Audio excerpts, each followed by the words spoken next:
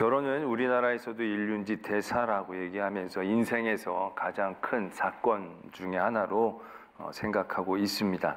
그도 그럴 것이 한 사람이 태어나서 굉장히 그 모든 삶의 자리에서 모든 것이 급변하는 그 일생일대의 사건은 결혼만한 사건은 없지 않겠나라는 생각들을 해보게 됩니다. 저희 나라와 민족뿐만이 아니라 사람들이 사는 모든 곳에서는 아마 결혼을 그렇게 중요하게 생각하였을 것입니다. 오늘 고린도 교회에 여러 가지 문제가 발생합니다.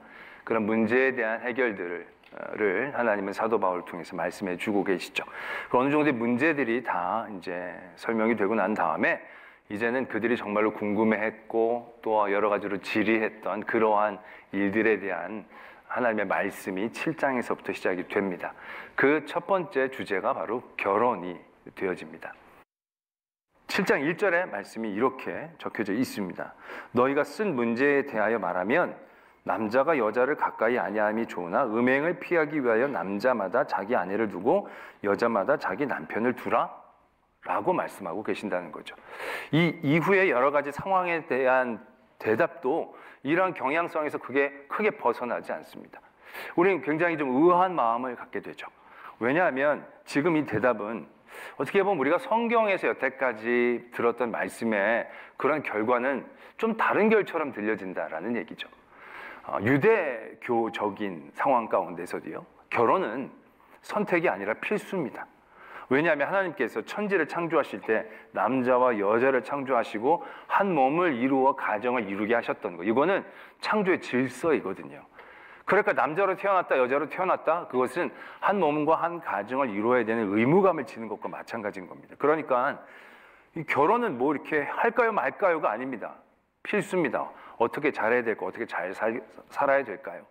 그래서 말씀으로 보면 우리가 예상하는 말씀은 잘 참고 살아야 됩니다. 열심으로 종말이 다가온다 할지라도 애 낳고 잘 견디고 또 하나님의 뜻을 이어가야 합니다. 뭐 이런 식으로 설명이 되어져야 그동안의 분위기와 맞는 분위기 같은데, 사도 바울은 굉장히 가볍게 이 문제를 대하고 있다는 거죠. 사도 바울이 싱글이기 때문에 자기가 살아보니까 이게 좋더라 라는 생각을 가질 수도 있죠. 다른 사도도 보니까 다 가정이 있으니까 어디를 갈라 그래도 제대로 가지도 못하고 여기저기 신경 쓰는 게 많은데 자기는 홀몸이다 보니까 그냥 죽으러 가는 것도 부담이 없고 사지로 가는데도 뭐 누구한테 물어볼 것도 없고 아주 쿨하게 그 일들을 할 수 있다는 거죠. 요즘 보면 남선교회는 무슨 의사를 결정할 때 시간이 오래 걸린다는 거예요. 여전도에는 빠르게 의사가 결정이 되는데 어디 가자 그러면 가자 그러면 가는데, 남선교회는 어디 가자 그러면 잠깐만 그리고 다 집에다 물어보고 허락을 득한 다음에 가는 거죠. 그러니까 어디 놀러 가는 것도 가정이 있으면 쉽지 않은 상황이 되니까 사도 바울이 딱 보니까 혼자가 좋더라. 혼자 있어 보니까 하나님이 부르시는 대로 갈 수도 있고 두려워하지 않고 하나님의 일들을 할 수 있으니까 참 좋더라. 이제 이런 어떤 경험적인 일들, 이런 일들 가운데에서 이렇게 얘기하는 것인가? 아니면 그 당시는 임박한 종말론이 강하게 있었던, 왜 예수님께서 그대로 내려오신다고 했기 때문에 곧 예수님이 오시는 것으로 많은 사람들이 생각하고 기대하고 있었거든요.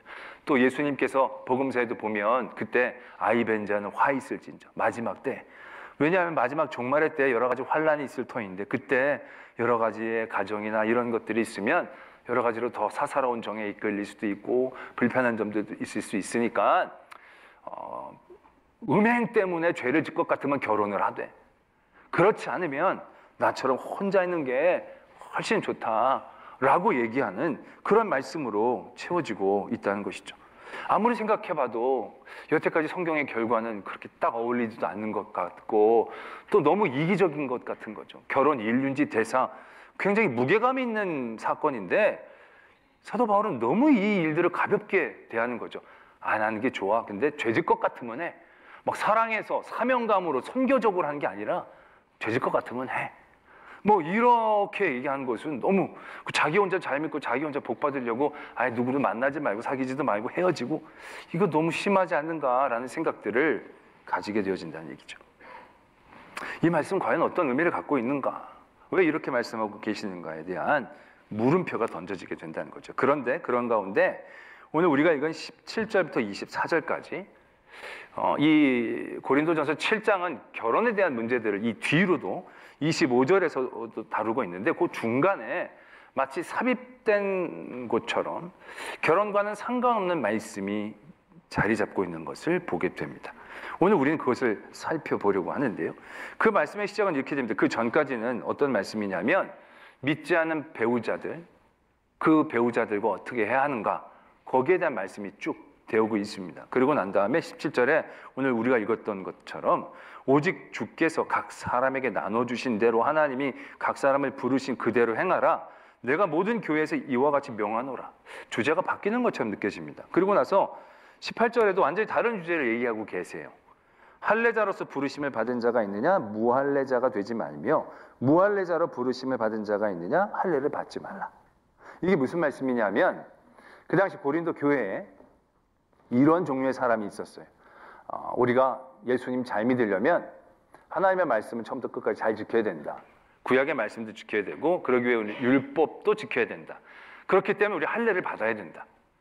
그 할례를 받아야 제대로 잘 믿는 거라고 얘기하는 사람들이 있었어요. 근데 이 반대인 사람들도 있었어요. 어떤 사람들이냐면 율법은 유대교적인 거야. 우리는 기독교야. 유대교의 아류가 아니라 우리는 예수 그리스도를 믿는 거야. 때문에 우리는 구약에 대한 것들을 따라가지 말고 오히려 부정하고 잘라내야 돼. 그래서 할례자로 태어났던 사람들이 온전한 그리스도인 되기 위한 자격으로 그 할례의 흔적을 지우려고 하는 그러한 시도들을 하는 사람들도 있었다라는 얘기입니다. 그런 가운데 사도 바울이 말씀을 전하고 있는 겁니다. 무할례자가 할례자가 되고 할례자가 무할례자가 되는 게 중요한 게 아니다. 우리가 하나님을 믿고 예수님을 믿는데 어떤 조건을 충족하는 게 중요한 게 아니다. 그 자리에서 할례자였던 사람이 믿으면 그 자리에서, 무할례자가 믿었던 사람이면 그 자리에서 또 다른 자기의 조건을 충족시키는 게 아니라 그 자리에서 하나님이 원하시는 일들을 행해가는 것이 중요하다. 이런 말씀을 주고 계시는 거예요. 또 다른 얘기를 합니다. 뭐냐면 내가 종으로 있을 때 부르심을 받았느냐? 염려하지 말라. 그러나 네가 자유롭게 될 수 있거든 그것을 이용하라. 이건 무슨 말씀이냐면 그 고린도라는 지역이 노예 신분이었던 사람들이 거의 30%가 넘었다고 합니다. 교회 안에는 그 이상의 퍼센트의 노예들이 있었다는 얘기죠. 왜요? 교회는 그러한 차별을 두지 않고 모든 사람들을 부르시고 한 믿음 가운데 형제 자매가 되어지는 것이었기 때문에 노예들에게는 너무 그게 은혜로운 자리가 되는 거죠. 그래서 적지 않은 노예들이 고린도교회 교회 안에 있었다는 것입니다. 근데 이분들이 생각하는 거예요. 내가 자유인이었으면 더 그 하나님에게 영광을 돌릴 수 있었을 텐데 내가 이 종으로 있어가지고 내가 아무것도 못하는구나. 종으로 있어서 늘 세상에 나가서 아무런 존재감도 없이 여기저기 끌려다니는 내가 어떻게 하나님 앞에 영광을 돌릴 수 있을까? 제대로 일어날 수가 있을까? 이렇게 걱정하고 염려하는 분들이 적지 않았다는 얘기죠. 그들에게 말씀하고 계시는 겁니다. 너희들이 하나님께 예수님께 부르심을 받았다고 한다면 세상의 종이라고 할지라도 자유인인 거야. 자유인으로 부르심을 받았다고 해도 그게 또 자유인이 아니야. 그 자유인도 그리스도의 종인 거야. 사람들은 어떠한 자격을 갖추는 것이 하나님 앞에 영광을 돌리고 하나님 앞에 쓰임을 받는데 굉장히 중요하다는 생각들을 갖게 된다는 거죠. 근데 그게 아니라는 얘기예요. 조건, 할례나 무할례라는 조건, 자유인이나 종이라는 자격이 하나님이 기뻐 받으시기에 전혀 고려 대상이 아니라는 얘기죠. 하나님 앞에 세상의 자격과 조건은 큰 의미가 없다는 거예요. 거기 그 자리에서 어떠한 조건을 갖고 있는 그 자리이든지 어떠한 자격을 갖고 있던 그 자리에서든지 거기에서 하나님 앞에 영광을 돌리고 하나님이 기뻐하시는 일들을 할 수 있다는 것을 말씀하고 계신다는 얘기죠. 이게 결혼하고 무슨 연관이 있느냐? 아주 깊은 연관이 있습니다. 우리가 예수님을 믿으면 신분이 완전히 바뀝니다. 정말 동이 서에서 먼 것처럼 믿는 것과 믿지 않는 것의 차이는 굉장히 멉니다. 마치 판잣집에 살다가 왕궁에 사는 것 같은 변화. 그것이 믿음의 변화입니다. 왜냐? 믿지 않았을 때는 우리는 죄인이에요. 썩어 죽을 수밖에 없는 존재예요. 그러나 예수님을 믿는 그 순간 우리는 하나님의 자녀가 되는 거예요. 종에서 자유인이 되는 거예요. 완전히 죄인에서 왕자가 되는 거예요. 얼마나 드라마틱한 변화입니까? 그것뿐이겠습니까? 우리가 생각했던 모든 기준이 바뀌는 거죠. 세상에서의 성공, 세상에서의 승리, 그건 우리의 기준이 이제 더 이상 아닌 거죠. 하나님 안에서 성공하고 하나님 안에서 승리하는 하나님의 가치관이 우리를 사로잡게 되는 거죠. 완전히 다른 세상을 살고 있는 것처럼 보입니다. 그러다 보니까 우리가 착각하는 게 있어요. 바로 뭐냐면 마치 다메섹 도상에서 사도 바울이 예수님을 만나고 난 다음의 변화처럼 완전히 180도로 확 바뀌고, 동이 서에서 먼 것처럼 점프해가지고 동에서 서로 확 뛰어넘는 것 같은 그러한 자리가 우리에게 있어야 제대로 믿는 거고 제대로 변화받은 거고 하나님 앞에 영광을 돌릴 수 있을 거라고 생각을 하는 경향이 있다는 겁니다. 근데 여러분, 그 과정은 굉장히 드라마틱한 과정이지만 그렇게 우리가 보는 드라마와 같지는 않다는 것을 아셔야 합니다. 에베소서 4장 22절로부터의 말씀을 보면 우리의 그런 변화에 대한 모습들을 분명하게 얘기하고 있습니다. 너희는 유혹의 욕심을 따라 썩어져가는 구습을 따르는 옛사람을 벗어버리고 오직 너희의 심령이 새롭게 되어 하나님을 따라 의와 진리와 거룩함으로 지으심은 새 사람을 입으라. 옛사람과 새 사람의 차이는 완전히 다르죠. 완전히 하늘과 땅 차이라고 얘기할 수 있을 것입니다. 그런데 말씀은 그 뒤에 계속 이어지면서 이 옛사람과 새 사람의 과정을 적고 계십니다. 25절부터 보면 그런즉 거짓을 버리고 각각 이웃과 더불어 참된 것을 말하라. 이는 우리가 서로 지체가 됨이라. 우리가 예수를 믿으면 거짓말도 막 하던 사람이 그 다음부터 하나님의 말씀을 선지자적으로 선포하고 전하고 대언하는 것처럼 생각하는 경우가 있습니다. 근데 그렇게 드라마틱하게 바뀌기를 원하는 게 아니세요. 거짓말하는 자리에 우리가 있었어요.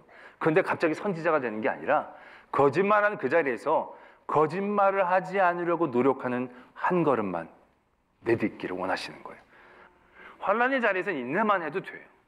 그 인내의 자리가 우리에게 쌓여질 때 그 다음에 그것이 연단의 자리로 넘어가요. 그 인내가 내게 훈련이 되어져서 성격처럼 잘할 수 있는 힘이 되어지고, 그렇게 될 때 그 인내라는 것이 애써서 한다라기보다는 그것이 자연스럽게 내게 되어지는 자리들, 그런 자리들이 되어지면 그 자리에서 우리는 조금 더 하나님의 뜻을 바라볼 여유가 있는 거죠. 그렇게 될 때 환난이 인내를 인내니 연단을 소망. 환난 당할 때 소망하라고 얘기하시는 게 아니에요. 환난을 당할 때 소망을 해 너희들 하면 영광을 돌린다라고 얘기하시는 게 아니에요. 환난에서 인내만 해도 되는 거예요. 인내에서 연단만 해도 돼요. 그러고 난 다음에 그 환난의 자리에서 소망할 수 있는 자리, 그 자리까지 나갈 수 있는 거예요. 그 모든 과정들을 하나님은 기뻐하시고 그 모든 삶의 자리에 있는 사람들을 하나님은 기뻐하신다는 것을 우린 분명히 깨달아야 한다는 것이죠. 오늘 결혼에 대한 질문을 사도 바울에게 하죠. 결혼을 해야 합니까? 하지 말아야 합니까? 이러한 질문을 던질 때에 그 질문을 던진 사람들 가운데 마음에 있는 중요한 생각이 있습니다. 그건 바로 뭐냐면 결혼이라는 상황과 환경이 굉장히 중요하다는 생각을 갖고 있다는 거죠. 결혼이라는 이 상황과 환경이 내 인생에서 굉장히 절대적인 영향을 미칠 수 있을 거라는 생각들을 갖고 있다는 겁니다. 결혼이 아무것도 아니면 뭐하러 질문을 합니까? 결혼이 오늘 다음 끼 먹을 메뉴를 정하는 정도의 무게감이라면 아무도 그것을 궁금해하지 않을 겁니다. 그런데 결혼은 가만히 보면 되게 중요해 보이거든요. 인생 일대에 굉장히 결정적인 영향을 미칠 것 같아 보이거든요. 그래서 묻는 거죠. 결혼을 해야 합니까? 하지 말아야 합니까? 우린 이 질문이 결혼을 하는 것이 옳습니까? 결혼을 하지 않은 것이 옳습니까?로 이해하지만 솔직히 이 질문은 그런 질문이 아니에요. 결혼을 하는 것이 내게 유익합니까? 결혼을 하지 않는 것이 내게 유익합니까? 내가 어떤 사람과 결혼을 해야 행복할까요? 어떤 사람과 결혼을 하지 않는 게 내 행복에 더 중요할까요? 라를 질문하는 것과 크게 다르지 않다라는 얘기죠. 결혼이라는 게 너무 무겁게 다가오는 거예요, 사람들에게.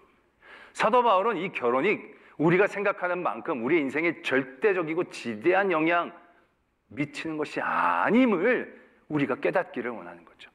그런데 현실은 보면 그렇지 않죠. 우리가 봐도 주변에 보면 결혼 잘해서 팔자 고칠 것 같은 사람들이 보이는 거죠. 아, 저 사람은 저 남자 만나가지고 저렇게 잘 사는구나.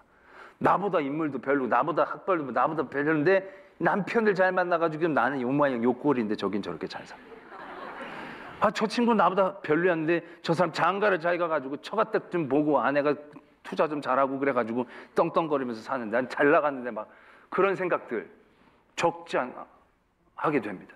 어떤 사람들을 보면 그 사람은 너무 훌륭하고 너무 괜찮은데 반려자를 잘못 만나가지고 정말 똑똑하고 훌륭한 예쁜 사람이었는데 남편 잘못 나가지고 완전히 쪼그라져가지고, 저 사람은 정말 훌륭한 남자였는데 여자 잘못 만나가지고 저렇게 되고, 우리가 보면 그 잘못 만나가지고 진짜 너무너무 인생이 급진전하는 것 같은 생각이 들 때가 있다는 거죠. 더 현실적으로, 자기 개인적으로 봤을 때 자기가 결혼하기 전에 이 사람하고 결혼할까 이 사람하고 결혼할까 고민하다가 이 사람 차 버리고 이 사람하고 결혼을 했어요. 살아보니, 알잖아요, 살아보니 그렇잖아요.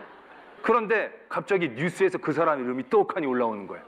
아, 누구 교수 뭐 해가지고 막 해가지고 막 성공하고 막 어디 장관 되고 막 이러면 여러분도 어떤 생각이 들겠어요? 내가 미쳤지 내가 그때, 내가 저 사람 그때 그걸 내가 그때 그 다방에만 안 들어갔어도 내가 그때 지금 이게 뭘, 그러면서 내가 그 남자만 만났으면 인생이 확 달라질 것 같이 생각이 되잖아요. 그렇잖아요. 내가 그 사람 만났으면 그 사람 인생을 지금 이 사람 인생처럼 만들어 놓을 거라고는 아무도 생각을 안 해요.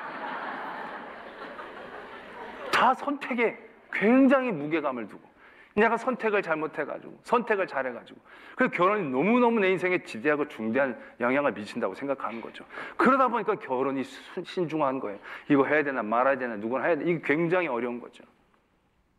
그런데 정말로 내 인생의 결혼이 누구를 만나느냐가 모든 것들을 결정짓는, 모든 요소들을 갖고 있는 그러한 절대적인 상황이 되는 겁니까?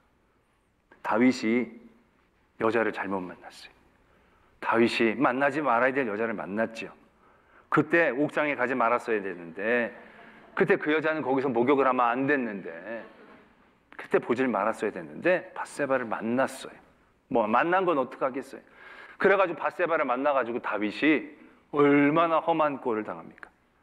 가정해 봅니다. 다윗이 밧세바를 만나지 않았더라면 그러면 어떻게 됐을까요? 그러면 밧세바를 만났기 때문에 받은 저주가 있습니다. 가문의 칼이 끊이지 않을 거고, 네 아내는 백주대낮에 사람들 앞에서 빼앗김을 당할 것이고, 이건 어떻게 보면 암논의 죽음과 압살롬의 배반을 품고 있는 얘기거든요. 그게 없었다라고 생각해 보십시오. 그러면 암논도 죽지 않고 압살롬의 반역도 그러면 일어나지 않았을 것이고, 그런 모든 가족이 화목하게 아주 성군으로 얼마나 빛나는 이름으로 다윗이 남았겠는가 생각할 수 있지 않습니까? 그 뒤에 무슨 인구를 조사하는 잘못은 저지르긴 했지만, 그거야 어떻게 보면 영적으로 우리도 쉽게 빠질 수 있는 어떤 교만에 대한 죄고, 솔직히 밧세바와의 잘못은 우리도 잘 저지르지 않는 평균 이하의 그러한 것에, 뭐 밧세바의 문제뿐만이 아니라 우리아를 죽이는 살인 교사까지 하는 엄청나게 치졸하고 심각한 죄까지 저지른 거잖아요. 그 죄만 없다면 다윗의 삶이 얼마나 더 반짝반짝거리고 얼마나 하나님 앞에 인정을 받고 우리에게 더 존경을 받을까, 그렇게 생각할 수 있지 않겠습니까? 그런데 여러분, 밧세바와 다윗은 만났어요. 밧세바와의 잘못으로 인한 모든 벌을 다 받았어요. 그러나 다윗은 여전히 우리에게는 반짝반짝 빛나는 별과 같은 존재 아닙니까? 그 여자만 안 만났으면 인생이 폈겠죠. 얼마나 더 훌륭한 사람이 될 수 있었겠는지 우리는 예상해 볼 수 있죠. 그런데 그 여인을 만났어요. 그래가지고 큰 피해를 봤어요.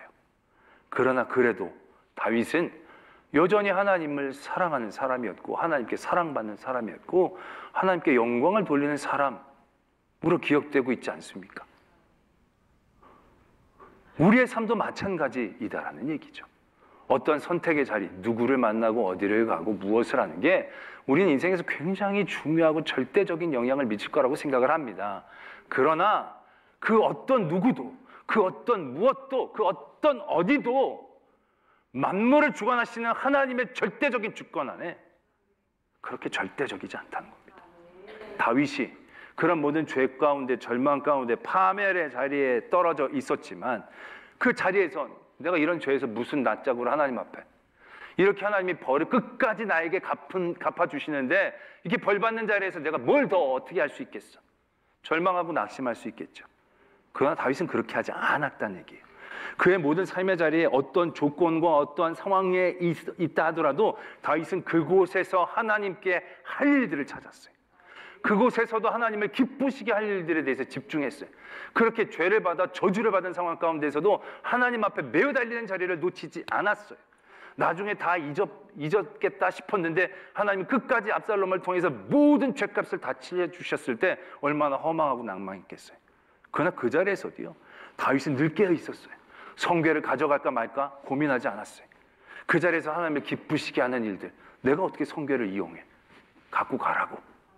자기를 욕하는 사람을 처단할 수도 있었지만 어떻게 내가 내 마음대로 내 뜻대로 할 수 있겠느냐. 지금 이 자리에서도 하나님을 기쁘시게 하는 일이 있는 거예요. 지금 압살롬에게 배반당해서 패배자처럼 도망가고 있는 상황인데도 불구하고 그 자리에서 하나님이 벌레를 주신 그 자리임에도 불구하고 다윗은 하나님을 기쁘시게 하는 일들에 대한 초점을 놓치지 않았다는 얘기죠. 모든 죄값을 치르는 그 마지막의 자리들, 밑바닥의 그 자리, 그 상황, 그 환경에서도 다윗은 하나님을 기쁘시게 하는 일에 대한 초점을 놓치지 않았다는 얘기죠. 그러할 때 하나님은 다윗을 다시 이렇게 세워주신 거예요. 우리는 세상의 가치관에 늘 물들다 보니까 어디에 누구와 무엇을 하는 거, 어떤 길, 어떤 자리 관심이 너무 많아요. 그래서 우리가 보면 선택 때문에 너무너무 많은 고민을 해. 선택의 고민은 옳은가의 고민이 아니에요. 무엇이 내게 유익한가에 대한 고민이지. 그래서 하나님 앞에 나올 때도 우리는 선택 때문에 하나님 앞에 매어 달릴 때가 많아요. 이리로 갈까요? 말까요? 할까요? 말까요? 그러면서 우리가 착각하게 되어지는 게 있어요. 그 선택이 내 삶을 절대적으로 주관한다고 생각하는 거예요. 이걸 선택하면 좋은 거고요.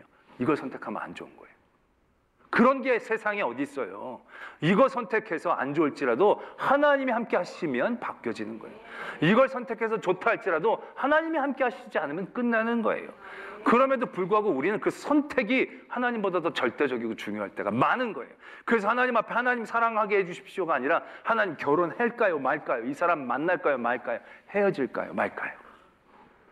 그러한 삶의 중심 가운데 매여 있는 거예요. 그런 중심 가운데 사도 바울은 얘기하는 거예요. 그게 중요한 게 아니야. 하고 안 하고 그게 안 중요하다는 얘기를 하는 게 아니에요. 그거에 매여 있는 이들에게 더 중요한 거를 봐라. 이렇게 말씀하고 싶으신 거예요. 결혼을 하는 거 중요하죠. 안 하는 거 그건 안 좋을 수도 있겠죠. 그러나 여러분, 안 한다고 아무것도 못 하는 거 아닙니다. 안 한다고 하나님께 영광 못 돌리는 건 아닙니다. 결혼 잘못했다고 끝장나는 건 아닙니다. 하나님이 부르신 그 자리에서 우리는 하나님이 원하시는 일들을 행할 수 있다는 겁니다. 자격과 조건과 상황과 환경 따지며 하나님은 사람을 사용하시고 부르시는 게 아니에요. 가장 밑바닥에 있는 사람을 바라보시며 그가 돌이킬 기뻐하시는 하나님이에요. 아무런 능력이 없는 그 사람도 하나님이 들어 사용하시는 하나님이세요. 근데 우리는 어떠한 자격과 어떠한 조건과 어떠한 선택 이후에 하나님 앞에 영광을 돌릴 수 있을 거라고 착각하는 거예요. 그래서 이거 하고 난 다음에 저거 하고 난 다음에 다 이렇게 얘기를 해요. 저는 그런 얘기, 목사님 꼭 좀 기도해 주세요. 이거 언제까지 이거 안 되면 저희들 죽습니다. 막 기도해 드리는 거예요. 그럼 그 시간이 지났어요. 부고가 들리질 않아요. 그래서 나중에 조심스럽게 묻죠. 어떻게 됐습니까? 잘 됐나요? 안 됐어요.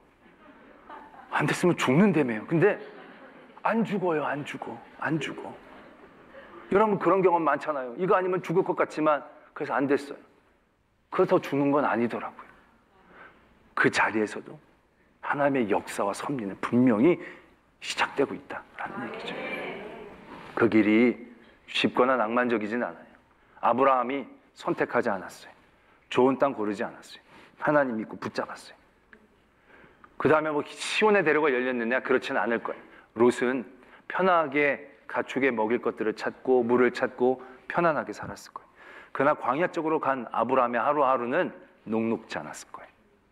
그러나 그의 삶이 더 이상 자기의 편안함이 아니라 그 하루하루의 삶의 자리에서 하나님 앞에 영광을 돌리고 하나님을 기쁘시게 하는 일들을 찾고 채워져 나갔을 때 결국 그것이 최후의 승리의 자리가 되었다는 것을 우리는 분명히 기억해야 한다는 것입니다.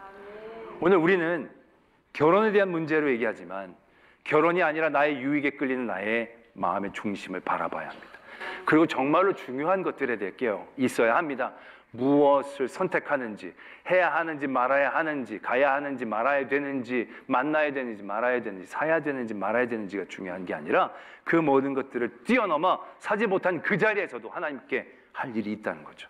하나님께 영광을 돌릴 일들이 있다는 거죠. 가장 밑바닥의 자리에서도 하나님께 쓰임받을 수 있다는 거예요. 종이라도 어떠한 조건과 능력과 자격과 상황과 환경이 아니라 그 모든 자리에서 나를 부르시고 나를 사용하신 하나님을 바라볼 때 우리가 진정한 승리 그 자리에 설 줄로 믿습니다. 오늘 이 말씀 보고 결혼 안 한다 생각하시면 안 됩니다.